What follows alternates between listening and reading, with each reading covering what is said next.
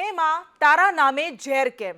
સવાલ 100%નો સાથે હું છું આપની સાથે કૃષ્ણા।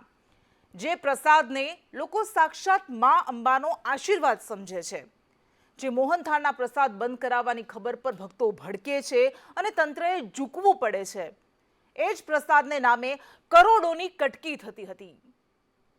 કારણ કે જે પ્રસાદને લોકો આશીર્વાદ સમજતા હતા તે તો ભેળસેળ્યો હતો। કોના પાપે ભક્તોની આસ્થા જ નહીં, આરોગ્ય સાથે પણ ચેડા થયા। અહીં આપણને ખબર જ નથી પડતી કે આપણી થાળીમાં, આપણા પેટમાં ઝેર કેવી રીતે પહોંચી જાય છે। આ એવું ધીમું ઝેર છે જે ધીમે ધીમે આપણા શરીરને ખતમ કરતું હોય છે। માર્કેટમાંથી આપણે એવા ભરોસા સાથે ખાવા પીવાની વસ્તુઓ ખરીદીએ છીએ કે તમામ ક્વોલિટી કંટ્રોલ એટલે ગુણવત્તાની માન્ય પ્રોસેસમાંથી પસાર થઈને આવ્યું હશે, પણ હકીકત તો કંઈક અલગ જ હોય છે। પણ અહીંયા વાત માના પ્રસાદની થઈ રહી છે। કેટલાય દૂર દૂરથી લોકો માના આશીર્વાદ લેવા માટે અને માના પ્રસાદને લેવા માટે આવતા હોય છે, અંબાજીમાં પધારતા હોય છે, દર્શન કરવા માટે પહોંચતા હોય છે અને પછી આ પ્રસાદને આરોગતા હોય છે।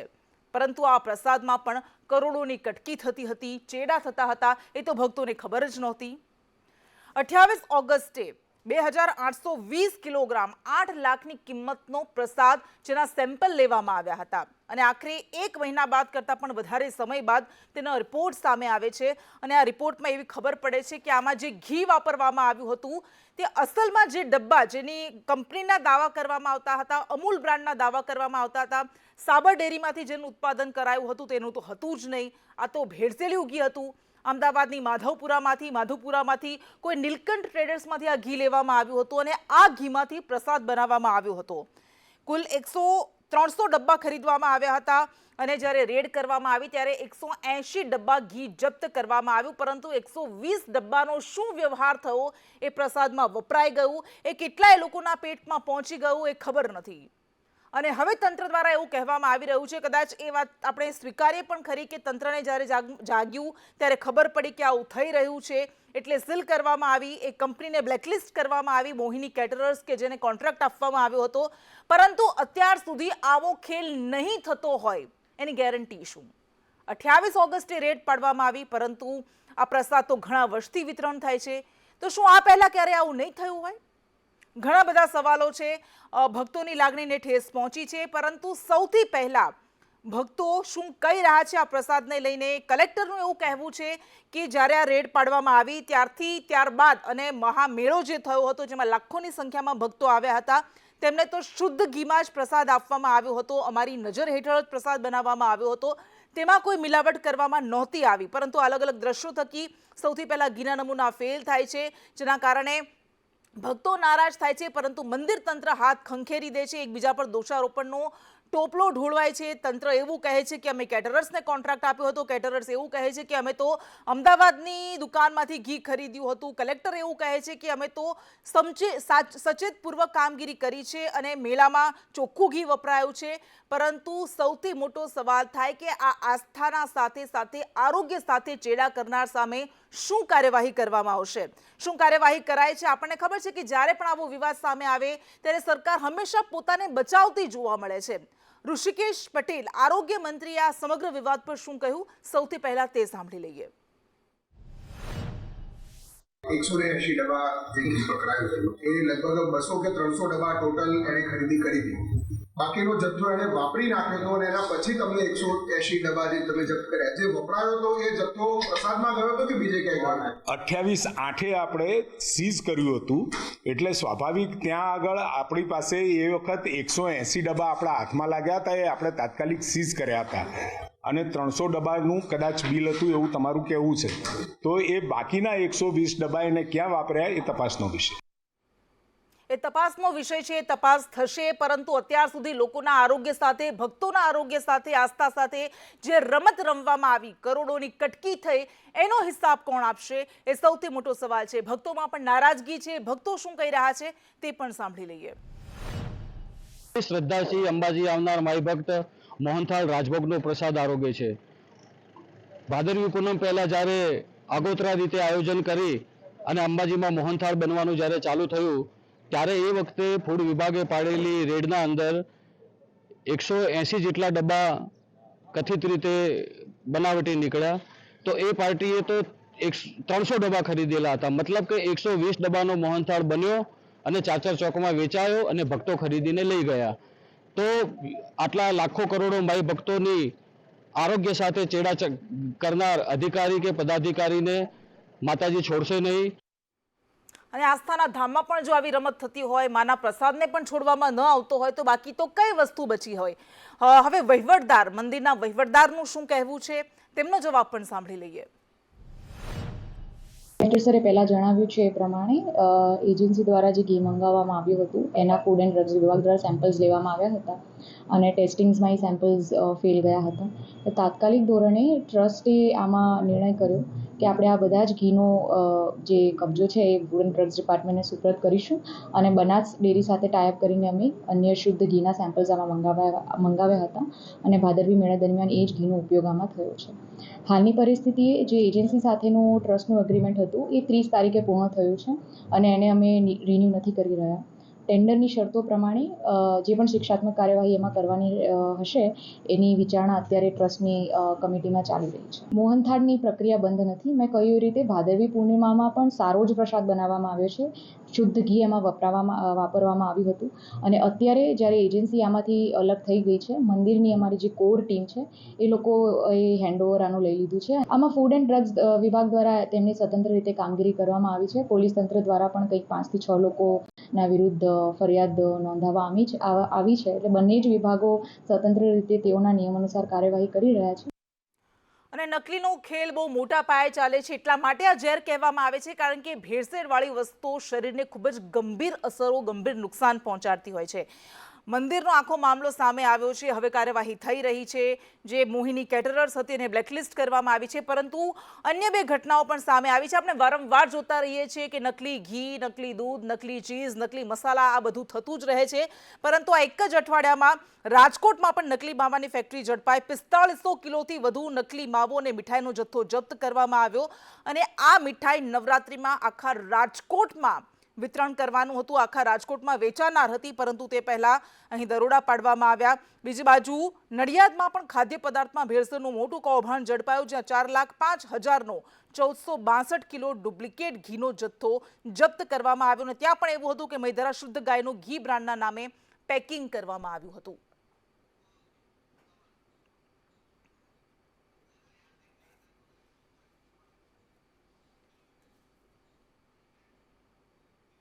અને ઘણા બધા સવાલો છે, આપણે ચર્ચા કરીશું. આપણી સાથે હાર્દિક મહેતા કે જેઓ રાજકોટ ફૂડ વિભાગમાંથી છે, આપણી સાથે તેઓ જોડાઈ ગયા છે. હાર્દિકભાઈ, સ્વાગત છે સંદેશ ન્યૂઝમાં. સૌથી પહેલા આપણે એ સવાલો પણ જોઈ લઈએ કે જે આપણે કરીશું આજે.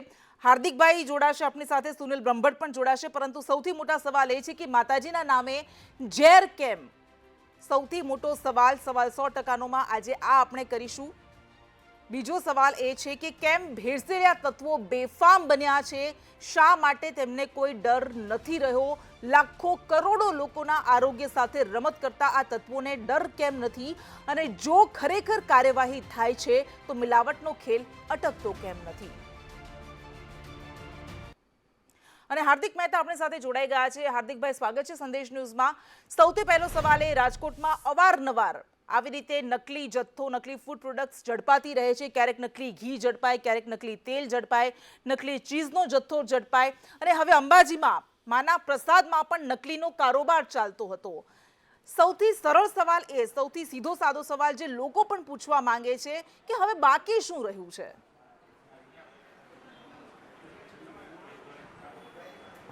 આપ જોઈ શકો છો કે માણસો જે છે કે કોઈ પણ લેભાગુ તત્વો દ્વારા આવું બધું જે કાંઈ પણ છે તે બનાવટી કે ભેળસેળયુક્ત માવો છે, મીઠાઈ છે કે કોઈ પણ વસ્તુ બનાવતા હોય છે, તો તેની અંદર જે છે રાજકોટ કોર્પોરેશન દ્વારા સતત ચેકિંગ અને તપાસ હાથ ધરવામાં આવે છે. તેવી જ રીતે ગઈકાલે ફૂડની ટીમ ચેકિંગમાં હતી અને તમે એક જે કે ભઠ્ઠી કહી શકાય કે જ્યાં બધું બનતું હતું, તો ત્યાં તપાસ ચેક કરતાં માલુમ પડેલ કે તેની અંદર કોલ્ડ સ્ટોરેજ છે. કોલ્ડ સ્ટોરેજમાં અંદાજે 4 થી 4.5 ટન જેવો મીઠા માવાનો જથ્થો હતો કે જે પ્રાથમિક દ્રષ્ટિએ ભેળસેળયુક્ત અને ફૂગ એટલે કે તેના પર મોલ્ડ જામેલી ચોખ્ખું પ્રાથમિક દ્રષ્ટિએ જોઈ શકાતું હતું. એટલે મોલ્ડવાળો અને ભેળસેળયુક્ત માવાનો જથ્થો જે હતો અંદાજે 4.5 ટન જેવો જથ્થો આપણને મળી આવેલ હતો. તે જ જથ્થાનો આપણે સેમ્પલ લઈ અને બરોડા લેબ ખાતે મોકલી આપેલ છે અને ત્યારબાદ તેનો સ્થળ પર જ આપણે નાશ કરેલ છે. તો આવા બધા લેભાગુ તત્વો દ્વારા ક્યાંક ને ક્યાંક કોઈપણ પ્રકારની ભેળસેળ કરી અને અલગ અલગ બધું ભેળસેળયુક્ત સસ્તા ભાવે વેચતા હોય છે.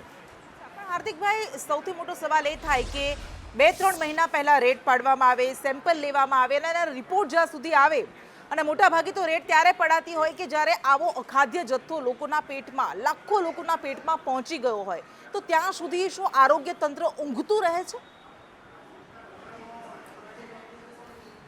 નો, એવું નથી હોતું. આપણે આપ જોઈ શકો છો કે હવે દશેરા અને દિવાળીના તહેવારો જે છે તે નજીક આવવાની એકદમ નજીક છે. તો તેના ભાગ રૂપે જ રાજકોટ કોર્પોરેશન ફૂડ વિભાગ દ્વારા દિવાળી કે દશેરાના તહેવાર પૂર્વે જ એકદમ અગાઉથી જ બધી કામગીરી હાથ ધરવામાં આવી છે. તો તેના કામગીરીના ભાગરૂપે જ ગઈકાલે આ જે છે ચેકિંગ હાથ ધરવામાં આવેલું હતું ને આપણને આ મોટું કૌભાંડ જે છે આપણે ઝડપી પાડેલ હતું. ને આવી જ રીતે સતત દિવાળી અને દશેરાના તહેવાર પૂર્વે મીઠાઈ છે, દૂધ છે, ઘી છે, તેને લગત અલગ અલગ જે તેમના પ્રોડક્શન યુનિટ છે કે મેન્યુફેક્ચરિંગ યુનિટ છે તેની અંદર સતત ને સતત તપાસ અને ચેકિંગ હાથ ધરવામાં આવશે. અચ્છા, તો આપ કહો છો કે તહેવારો આવી રહ્યા છે એટલે અમે દરોડા પાડતા હતા, ચેકિંગ કરી રહ્યા હતા, તો સામાન્ય દિવસોમાં શું આવું નથી થતું?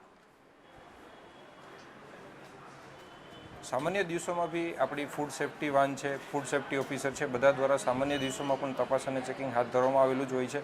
પણ જ્યારે હવે આપ જોઈ શકો છો કે દિવાળી અને દશેરાના તહેવાર વધારે આવે છે તો ત્યારે આપણે મીઠાઈનો ઉપયોગ સામાન્ય લોકો દ્વારા વધુ પ્રમાણ કરવામાં આવતો હોય છે. તો અત્યારે હાલ જે છે તો થોડું મીઠાઈ અને મીઠાઈમાં બનાવવા માટે અલગ અલગ જે વસ્તુનો ઉપયોગ થાય છે કે દૂધ કે ઘી કે મીઠો માવો કે છે, તો તેનું અત્યારે હાલ થોડું ફોકસ વધારે રાખવામાં આવે છે. બાકી સામાન્ય દિવસોમાં પણ ફૂડ વિભાગ દ્વારા જનરલ રૂટીન ચેકિંગ અને તપાસની કામગીરી હાથ ધરવામાં આવતી હોય છે. જી, આરોગ્ય વિભાગ પર બે ગંભીર આરોપ વારંવાર લાગતા રહે છે. એક તો એ છે કે સેમ્પલ લઈને તો જાઓ છે, એનો રિપોર્ટ ક્યારે આવે છે ખબર જ નથી પડતી અને ત્યાં સુધી આ બધો ખેલ ચાલતો રહે છે. અને બીજો આરોપ એ લાગે છે કે વારંવાર, અને આ સામાન્ય જનતા પણ એ બોલતી રહે છે કે આરોગ્ય વિભાગ અંદરો અંદર જ બધી ખેલ કરી લે છે.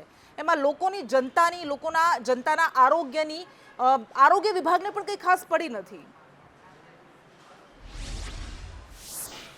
એવું નથી. રાજકોટ કોર્પોરેશન દ્વારા જે કંઈ પણ ફૂડ વિભાગ દ્વારા સેમ્પલો લેવામાં આવતા હોય છે તેને જે છે આપણે બરોડા સિટીના લેબ ખાતે મોકલી આપવામાં છે. અને જનરલી અંદાજે 1.5 કે 2 મહિનાની અંદર કોઈ પણ જે કાંઈ પણ સેમ્પલ મોકલવામાં આવેલો છે તો તેનું રિઝલ્ટ આવી જતું હોય છે. એ રિઝલ્ટ સબસ્ટાન્ડર્ડ, અનસેફ કે કંઈ પણ આવે છે તો તેના પર પછી ત્યારબાદ એજ્યુડિકેશનનો કેસ દાખલ કરવામાં આવે છે. એજ્યુડિકેશનનો કેસ અમારા દ્વારા ખૂબ જ સ્ટ્રોંગ બનાવીને તેમને ત્યાં સુધી પહોંચાડવામાં આવે છે. એના કારણે જ આવા લેભાગુ તત્વોને ખૂબ જ મોટા પ્રમાણમાં દંડ અને સજાની જોગવાઈ જે છે તેની અંદર દંડ અને સજા થતી હોય છે. હમણાં જ આપ જોયું હશે થોડા મહિનાઓ પહેલાં જ પાણીના જે બે આવા માલિકો હતા તેમને રેકોર્ડ બ્રેક અત્યાર સુધીનો 11 લાખ અને 15 લાખ જેટલો દંડ કરવામાં આવેલો હતો. તો ખૂબ જ સારી રીતે દંડ અને સજાની જે છે જોગવાઈ છે તેની અંદર કાર્યવાહી પણ કરવામાં આવે છે. ઠીક છે હાર્દિકભાઈ, આપ રાજકોટમાં કામ કરો છો પરંતુ આપ અધિકારી છો, આ વિભાગમાં કામ કરો છો, એટલા માટે આપને સવાલ. અંબાજી ક્યાં જ્યાં લાખો શ્રદ્ધાળુઓ પહોંચતા હોય છે, પ્રસાદને લોકો માના સાક્ષાત આશીર્વાદ સમજતા હોય છે અને પ્રસાદમાં પણ ભેળસેળ થતી હતી, તો શું અત્યાર સુધી નહીં ખબર પડી હોય આરોગ્ય વિભાગને કે અહીંયા પણ આવું કંઈક થતું હશે, આપણે ચેક કરતું રહેવું જોઈએ સમયાંતરે?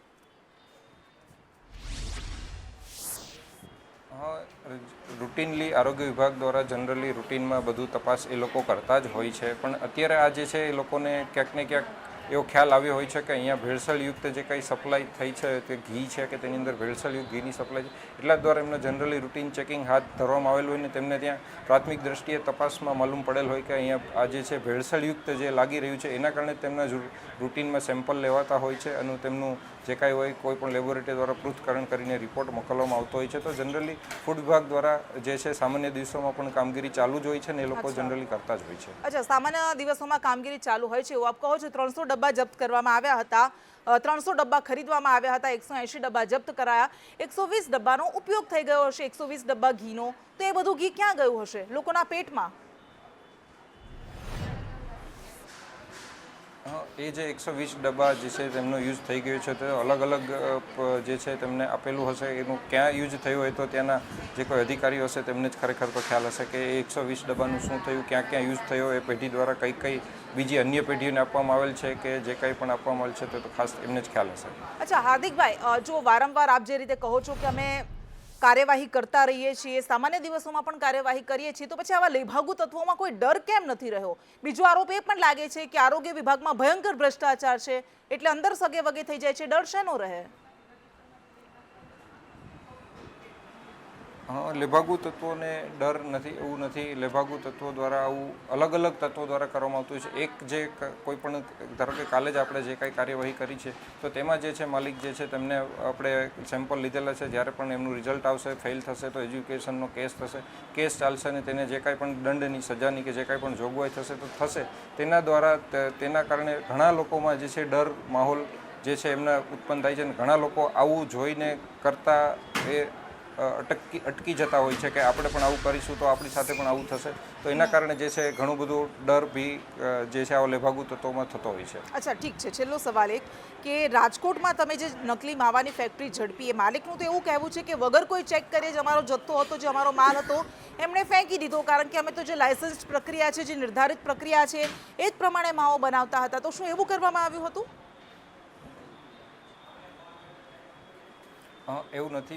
આપણે જે જગ્યાએ ગઈકાલે ચેકિંગ કર્યું હતું ત્યાં જે છે જગ્યાના માલિક અલગ હતા અને જે જથ્થો પકડાયો તેના માલિક અલગ હતા. એટલે જગ્યાના માલિકે જે કોલ્ડ સ્ટોરેજની અંદર જે છે બંને મિત્રો હતા, તો જગ્યાના માલિક ત્યાં હાજર હતા, અશોકભાઈ છે. તેમના દ્વારા ખુદ સ્વીકારવામાં આવેલ કે આ જે જથ્થો છે તેની અંદર મોટા પ્રમાણમાં વેજીટેબલ ફેટનો ઉપયોગ કરવામાં આવેલ છે. ત્યારબાદ પ્રાથમિક દ્રષ્ટિએ આપણને નરી આંખે જોતા જ તેની અંદર ફૂગ, મોલ્ડ આપણને સામાન્ય નરી આંખે જ જોઈ શકતા હતા કે ફૂગ થઈ ગયેલી છે. તો આ બંને કારણથી તેના પર એક પણ પ્રકારનું લેબલિંગ ન હતું. કોઈ પણ વસ્તુ પેક થાય તો તેના પર લેબલ હોવું જોઈએ. લેબલની અંદર મેન્યુફેક્ચરિંગ ડેટ છે, યુઝડ બાય ડેટ છે, ન્યુટ્રિશન ચાર્ટ છે, ઇન્ગ્રેડિયન્ટ છે, આ બધી વસ્તુઓ મેન્ડેટરી છે એક પેકિંગ કરેલી કોઈ પણ વસ્તુ પર. તે કોઈ પણ પ્રકારનું લેબલિંગ હતું નહીં ખાસ કરીને. ત્યારબાદ બીજું જોઈએ તો તેના પર મોલ્ડ કે ફૂગ જામી ગયેલી જોવા મળી હતી. આ બંને વસ્તુઓના આધારે તે જે કાંઈ પણ છે અખાદ્ય કે ભેળસેળયુક્ત માવાનો કે સ્થળ પર જ નાશ કરવામાં આવેલો હતો. ઠીક છે, બિલકુલ. સુનિલ બ્રહ્મભટ્ટ સામાજિક કાર્યકર્તા છે, અંબાજીથી આપણી સાથે જોડાઈ ગયા છે. સુનિલભાઈ, આપનું સ્વાગત છે સંદેશ ન્યૂઝમાં. અંબાજીમાં 180 ડબ્બા જપ્ત કરવામાં આવ્યા, 120 ડબ્બા પ્રસાદમાં વપરાઈ ગયા અને હવે આ બધી કાર્યવાહીના નાટક થઈ રહ્યા છે. શું એ ગેરંટી છે કે આ પહેલા જે પ્રસાદ બનાવવામાં આવતો હતો એમાં આવું કોઈ ભેળસેળવાળું ઘી નહીં વપરાયું હોય?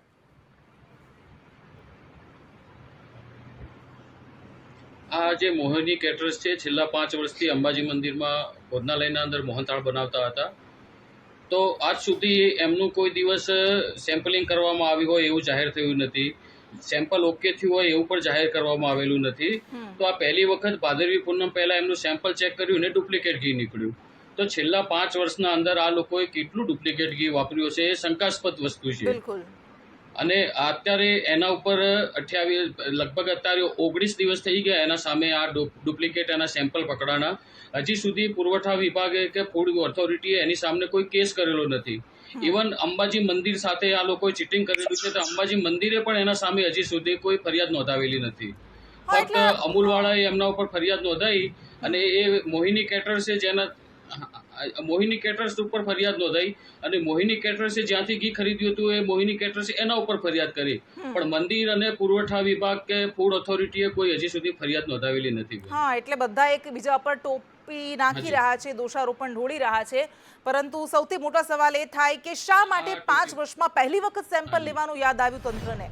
એના પણ જવાબ આપણે મેળવીશું. અને આસ્થા અને શ્રદ્ધાના ધામોમાં પણ આવું થઈ રહ્યું છે, પરંતુ એ કોની રહેમ નજર હેઠળ આખો ખેલ ચાલી રહ્યો છે એ સૌથી મોટો સવાલ થાય. ફરી એક વખત સુનિલભાઈ પાસે આપણે જઈએ.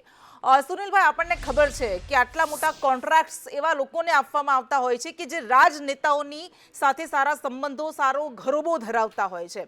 એમના જ મળતિયાઓને કોન્ટ્રાક્ટ આપવામાં આવતા હોય છે અને રાજનેતાઓ પોતે છેલ્લે મલાઈ તારવતા હોય છે. તો શું આ રહેમ નજર હેઠળ આખો ખેલ ચાલતો હતો આટલા વર્ષથી?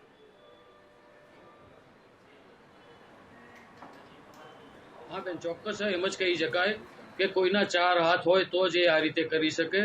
અંબાજી મંદિર એટલે એના અધ્યક્ષ બનાસકાંઠા કલેક્ટર એના અધ્યક્ષ છે અને અહીંયા જે વહીવટદાર ઇન્ચાર્જ છે એ પણ એસડીએમ તરીકેનો હોદ્દો ધરાવે છે. તો એમના હાથ નીચેની સંસ્થાના અંદર જ જો આ રીતે આટલો મોટો ડુપ્લિકેટ વ્યવહાર કરી શકતો હોય તો એ કેટલો નીડર હોવો જોઈએ અને નિર્ભય થઈને આવો ધંધો કરી રહ્યો હતો. આ તો સેમ્પલ પકડાણું ને ફેલ થયું એટલે પકડાણું, નહીં અત્યાર સુધી એને કલેક્ટર શ્રી એમ કીધું કે એનું સેમ્પલ ફેલ થયું એના પછી અમે ભાદરવી પૂનમનો મોહનથાળ બનાવવા માટે એને 4000 ડબ્બા ઘી આપ્યું અમે. તો હવે જો આ ન પકડ્યો હોત તો એ 4000 ડબ્બા ઘીનું પણ એને ડુપ્લિકેટ મોહનથાળ બનાવીને ચોકમાં વેચેલો હોત. હા, તો અને આ આટલા કોઈની વર્ષો સીધી સુધી તો દેખરેખ કેટલે હેઠળ અને વેચ્યો કોઈની હશે? રહેમ તળે જ એ આટલો મોટો ધંધો કરી શકતો હોય, કેટલો વેચ્યો હશે બેન? અચ્છા, પણ સવાલ અહીં એ અને થાય કે જ્યારે અંબાજી મંદિર જે છે બનાસકાંઠાના એ કલેક્ટર, ખૂબ મોટું ટ્રસ્ટ છે. હા, બનાસકાંઠાના કલેક્ટર પણ તેમાં ટ્રસ્ટી છે, તો શું તંત્રની, સરકારની એ જવાબદારી નથી કે સમયાંતરે આ ચેક કરવામાં આવતું રહે? કારણ કે અંબાજી અલગ અલગ જગ્યાએથી દૂર દૂરથી લોકો પહોંચતા હોય છે, તો શું એ તંત્રની જવાબદારી નથી? બનાસકાંઠા કલેક્ટર એ ટ્રસ્ટી નથી, પરંતુ આખા ટ્રસ્ટના અધ્યક્ષ તરીકે હોદ્દો હા. ધરાવે છે. એ સિવાય જે ગ્રાહક સુરક્ષા મંડળ હોય અથવા જે પુરવઠા હોય એ પણ એમના હાથ નીચે જ કામ કરતા હોય. જ્યારે અંબાજી મંદિરમાં લાખો શ્રદ્ધાળુઓ આવતા હોય, હમણાં જે મિની કુંભ કહેવાય ભાદરવી પૂનમનો મેળો, એમાં લાખો પદયાત્રીઓની એમને સંખ્યા બતાવી.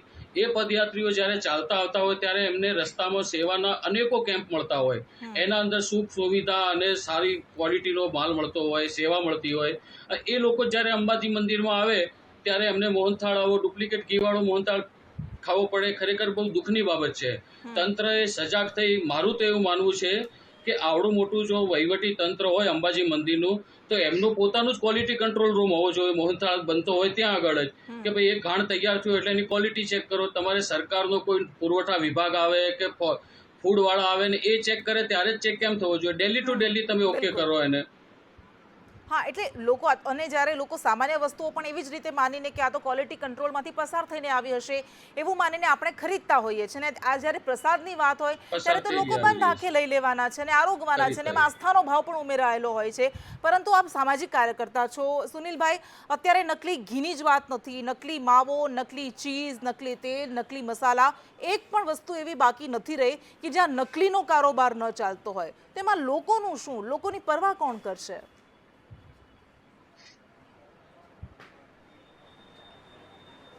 લોકોની પરવા હવે માં અંબે કરે, એના સિવાય કોઈ છુટકારો નથી. અને અંબાજી મંદિર દેવસ્થાન ટ્રસ્ટ એ કોઈ નાનું ટ્રસ્ટ નથી બેન. એ ભોજનશાળા ચલાવે છે, સંસ્કૃત પાઠશાળા ચલાવે છે, ગબ્બરનું એમનું સંચાલન છે, કોટેશ્વર યાત્રાધામ છે એનું સંચાલન કરે છે, અને એના સિવાય નાના મોટા 11 થી 12 મંદિરોનું સંચાલન કરે છે. પરંતુ છેલ્લા કેટલાય વર્ષોથી અંબાજી મંદિરના અંદર કાયમી વહીવટદારની નિમણૂક નથી. હાલ પણ જે વહીવટદાર છે, ઇન્ચાર્જ છે, એમના જોડે પ્રાંત અધિકારીનો દાતાનો હોદ્દો છે. તો સામાન્ય રીતે બંને જગ્યા ઉપર ઉપસ્થિત રહી ન શકે, બંને જગ્યાએ ચોકસાઈ ન કરી શકે, રોજબરોજના કામ ન કરી શકે. તો સરકારે ખરેખર જો યોગ્ય વહીવટ કરવો હોય તો અહીંયા આગળ પારદર્શિતાની પણ એટલી જ જરૂર છે. હાર્દિકભાઈ, છેલ્લો સવાલ આપને, આપણી પાસે સમય બહુ ઓછો બચ્યો છે. આપને નથી લાગતું કે આપની કામગીરી વધારે ઈમાનદારીપૂર્વક, વધારે પારદર્શી અને વધારે ઝડપી બનાવવાની જરૂર છે?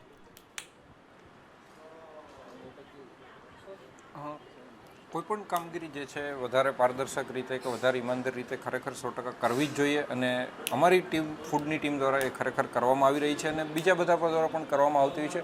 પણ ક્યાંક ને ક્યાંક જે કાંઈ છે પણ થોડું કંઈક મિસ થઈ જતું હોય છે, તો એના કારણે ક્યારેક રિપોર્ટ આવવામાં થોડો ટાઈમ લાગે, તો એના કારણે થોડી બધી પ્રોસેસ ઝડપી કરવી જોઈએ ને, કારણ કે લોકોના જીવન સાથે સંકળાયેલો મુદ્દો છે આ તો.